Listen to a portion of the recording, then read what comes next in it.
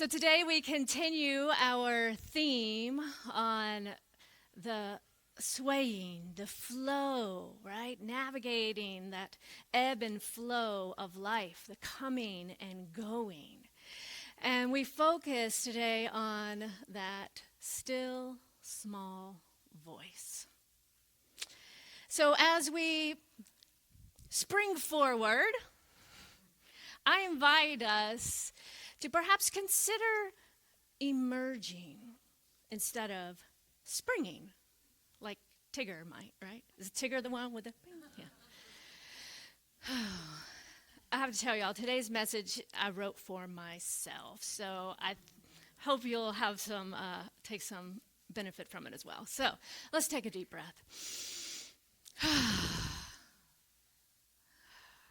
And begin to let go of urgency, of the pressure to move fast, to do more, to be more, and instead drop into this now moment, returning to presence, beginning to cultivate that intimate relationship with that still small voice within, that place of inner quietude, inner knowing, inner guidance, what some call intuition.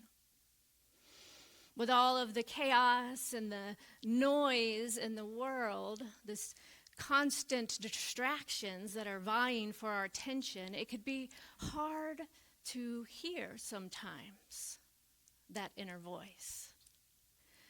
And not to mention the then relentless chatter of our own monkey mind. And over time, if we stop tuning into our inner awareness, we can easily start to ignore that voice, our intuition, and forget that it's even there. Lose touch with it, fall out of relationship with it. And like any relationship, it requires trust. Trust is that foundational aspect of any successful relationship. And it requires nurturing. In The Science of Mind, Dr. Ernest Holmes teaches that intuition is that voice of spirit, of God, of the universe within us. Our inner knowing beyond logic or reason. What we call that something within that knows. And it is always available, always speaking, but how often are we paying attention and truly listening? The world seems to be moving at a relentless pace, right? Getting faster. And screens demand our attention. We have these mini computers in our pockets all the time that bing and buzz and say, hey, hey, hey, pay attention to me. These notifications pull us away, and the urgency culture whispers that if we slow down, if we pause, if we breathe, that we might miss something, or we might fall behind. Fall behind on what, I say, right? Amen.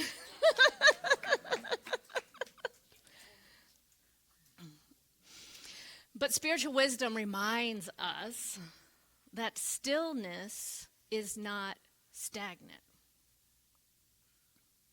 Stillness is not stagnant. There's so much potency and energy in the stillness, in the presence of this now moment. And spiritual wisdom reminds us and tells us that rest is not laziness.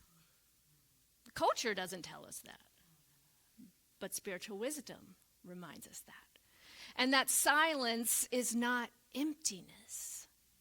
It is space for the divine to be heard. The thing is, we've been conditioned to believe that our worth is tied to our productivity, and that if we are not constantly achieving, that we're falling behind. But nature, Mother Nature herself, offers a different rhythm, one of trust, of patience, and of divine timing. The trees do not rush to bloom before their time. The rivers do not force their flow.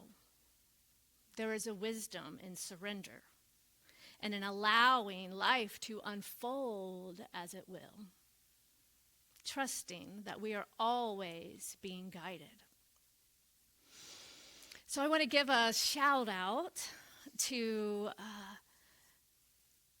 this writer, Desiree Stevens, who I recently discovered on Substack. Any of y'all on Substack? All right, yes. So I highly recommend following Desiree Stevens. She has a Substack called the Liberation Education Newsletter. You can also find Reverend Dr. Sunny on there, Reverend Dr. David Alexander from Atlanta, Reverend Daryl from Chicago, and Reverend Rainbow from Lexington, Kentucky. So this article she wrote called Preparing for Renewal really inspired my message today. And she writes, spring is not a command, it's an invitation.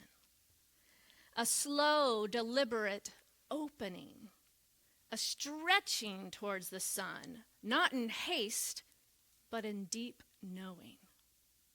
And she goes on to say that the shift from winter to spring is not just about setting new goals, but it is about becoming capable of receiving the growth we say we want. We do not simply plant seeds, we cultivate the soil. So that reminds me, a few days ago, I got a little kit and planted some cat grass because I got these new kittens and they are destroying my plants and everything. So I'm working on ways to give them what they need without them destroying that which I love. So I planted these seeds, and this is like, okay, this is something that you can actually get into. And then I put them up kind of high on a shelf because, again, I was afraid they were going to just get in and make a mess before the seeds had time to grow. And then I kind of forgot about it, and it was a few days. It's supposed to take 3 to 5 days. So it had been 3 days, and I was like, oh, so I got up there, and nothing had happened. And then I start to feel like, oh, I can't even grow cat grass. That's supposed to be like super easy. And then I'm like, well, wait, it's up here. Oh, it needs sunlight. They need sunlight. So then I moved them to the table and the window, but I'm like, oh, the cats sometimes get up there. Well, I'll just have to trust, I got to give them the light to see if they will grow. So I'm happy to state that as of this morning, there's little green budlings coming. We have to cultivate the soil. So as we spring forward today and begin to navigate that shift from winter to spring, thank God, let us honor, too, that liminal space that requires patience and stillness before the flowers bloom. And if you're like me, we may have that moment in that liminal space of being like, oh no, nothing's happening. Trust. It had been 3 days, and they said 3 to 5 days, but still, 3 days, I was like, nothing's happening. Let us honor that liminal space that requires patience and stillness. Before the flowers bloom, there is a quiet awakening underground. Before the trees burst into green, their roots deepen. And there is a gentle invitation to stretch towards the light, slowly emerging into new life. And so it is with us. Winter invited us into the quiet, teaching us the power of stillness and reminding us of the gifts of hibernation. And I tell you, as a collective, at least in our region, we must have had a lot to think about and process, because Mr. Winter gave us a lot of opportunities to stay home in this record cold and snow, right? So winter calls us inwards to reflect, to listen, and to tend to those parts of ourselves that are often ignored in the busyness of life, right? And the thing is, life is cyclical. It's not linear. So if we follow the rhythm and the patterns of nature, and remember that we too are nature, it makes sense that there are seasons to be still and turn within. And then there are seasons to be active and in motion and activity. And right now we are in that beautiful in-between. The days when we're like, yes, it's 60 and sunny. And then the next day we're like, get out your coat and gloves. It's going to be 20 degrees tonight.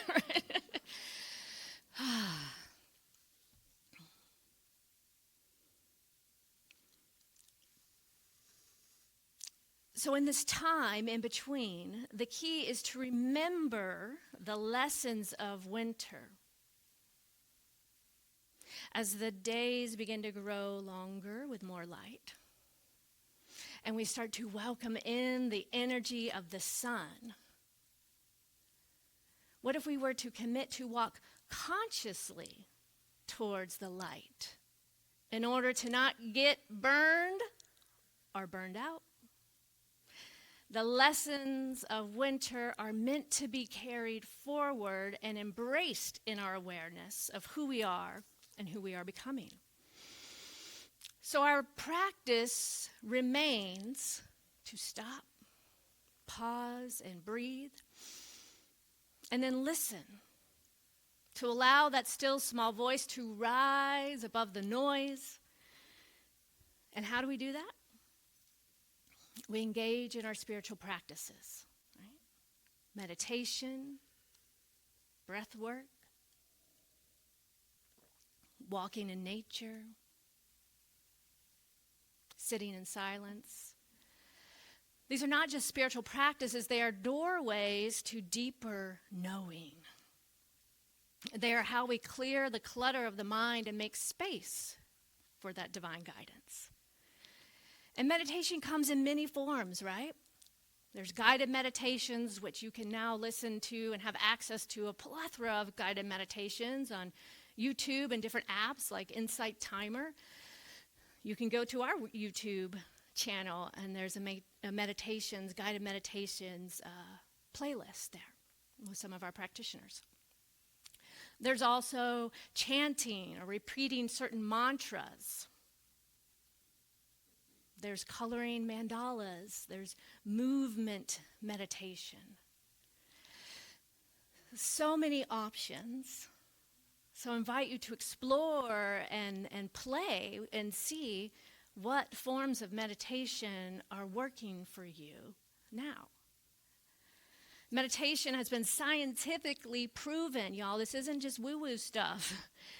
It helps to quiet your mind and reduce stress and anxiety in general, right? It resets our nervous system. You can track these things. And it also helps to improve our physical and our mental health and sharpen our intuition. Practicing sitting meditation, like the Buddhists teach, can support you in cultivating mental clarity and calmness and focus. And again, accesses that point, that place within of that inner voice. So for those of you saying, and again, I'm telling you, I wrote this for myself, right? Yeah, I don't have time to meditate. Have you not been listening?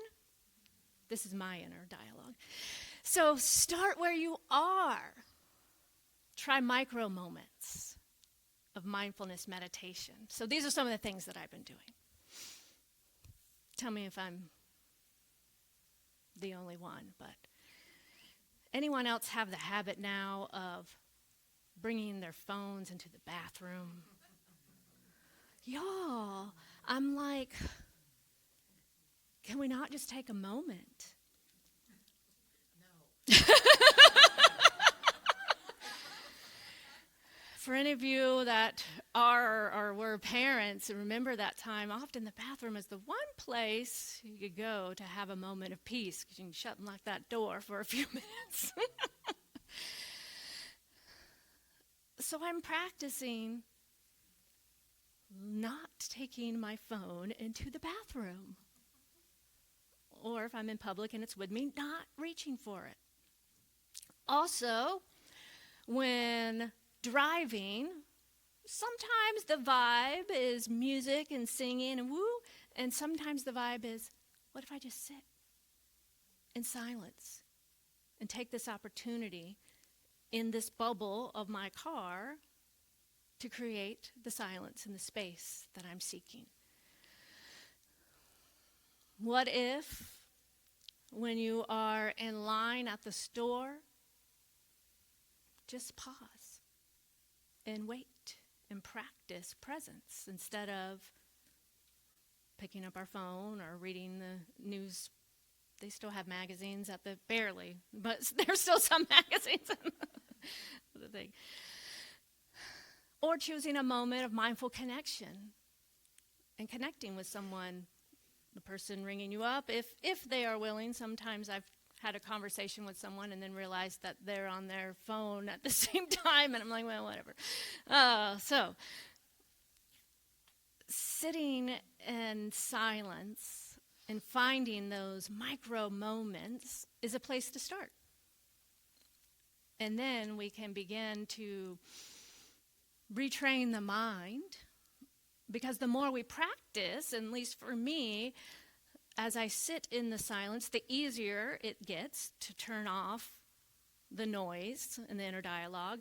But then I also begin to feel the expansion of time.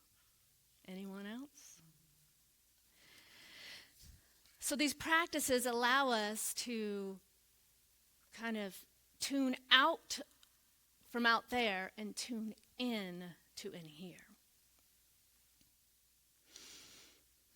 And often there is that moment of discomfort in the stillness and the quiet, as our habitual mind, or what some may call that ego thought pattern that wants constant noise and stimulation as a way of distracting because it feels comfortable and safe there. There can be discomfort, but it's just like anything. It's like getting over that hump, right?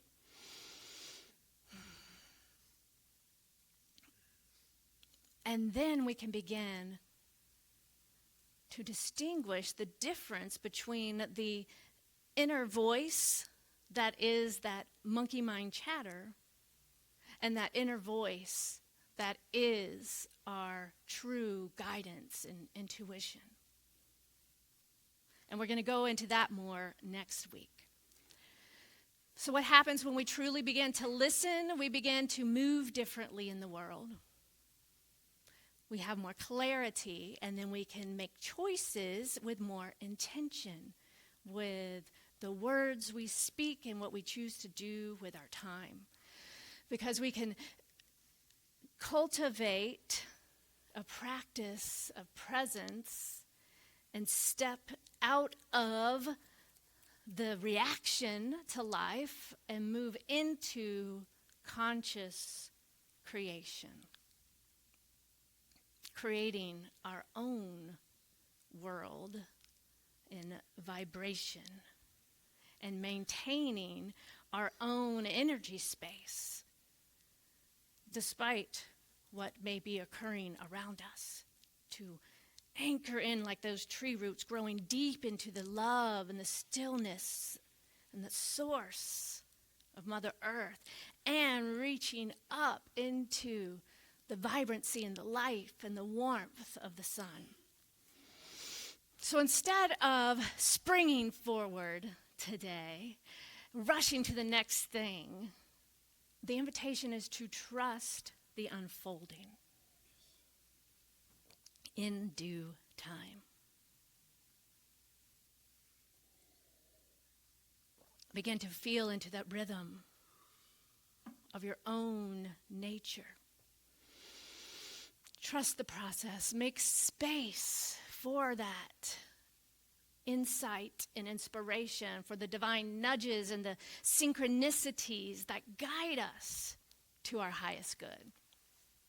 And what I love about this practice is pausing and anchoring in and being in this space. Things sure do flow so much easier and actually saves us time. But when we're in this kind of place and we can't think or see clearly, we end up doing a whole bunch and efforting a whole bunch and wearing ourselves out for the same results, instead of pausing and listening and waiting and then with ease, right? Joel Goldsmith, a Christian mystic, says in the book Practicing Presence, this continual practice of presence, a recognition of God in all that we do, makes God the principle that governs, supports, and sustains all of our experiences. So basically, the more we practice and cultivate this relationship with the divine of our being, the more it becomes that foundation of our life and sustains all of our experiences. We begin to align with the flow of life itself. We trust in nature herself to guide us, and we move from doing to allowing, from forcing to receiving, and from reacting to responding with wisdom and grace. And so as we step into this next season of life, let us move with intention, yes? Not rushing, not forcing, but emerging in our own time, at our own pace, with clarity and ease. Let us plant seeds not just of action, but of awareness. And let us cultivate not just growth, but presence. And remember, the true renewal begins not with outward activity, but with inner stillness. Take a deep breath. Release the need to hurry. Trust that everything is unfolding in divine order and that there is a sacred rhythm of life. And know that in this moment, right here, right now, you are exactly where you are meant to be. Yes. Let's take this into prayer.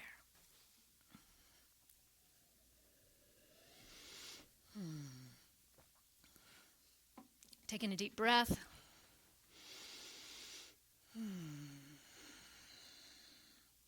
And allowing that breath to anchor you into this now moment, into the stillness and the silence. As we know and recognize the one life that is love, that is peace, that is harmony. This one life that is living and moving and having its way in, as, and through all of us. As love, as peace, as harmony. So it is from this place of oneness that I speak this word now, knowing that right where I am, God is, love is, peace is.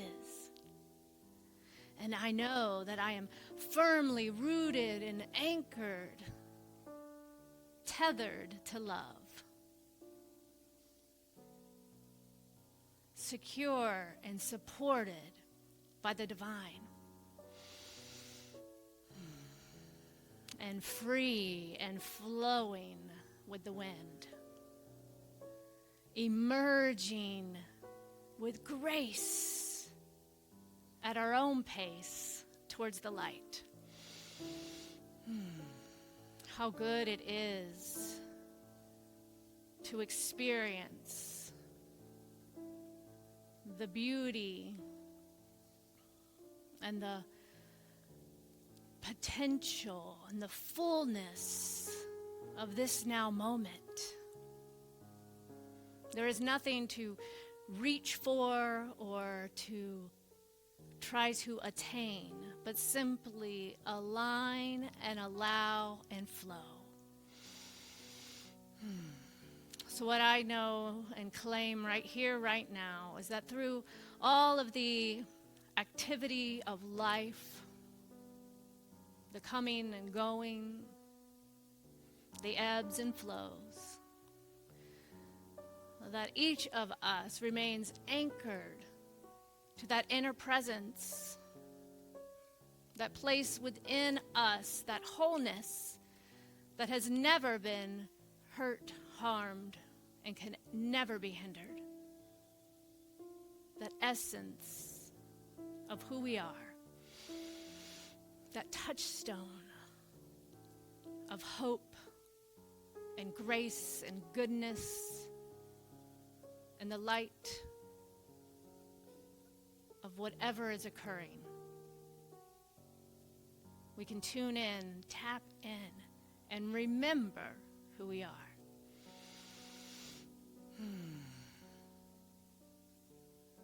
How good it is to know this truth and to trust in the divine unfoldment for ourselves, for our world, for our leaders, and for the collective, that everything is unfolding perfectly, even if we can't see it right now. Those seeds under the soil are beginning to break free. So I'm so thankful, so grateful for the fulfillment of this prayer. As I release it into the action of the law that always says, yes, my beloved, it is done. It is so. And together we claim this as so by saying, and so it is.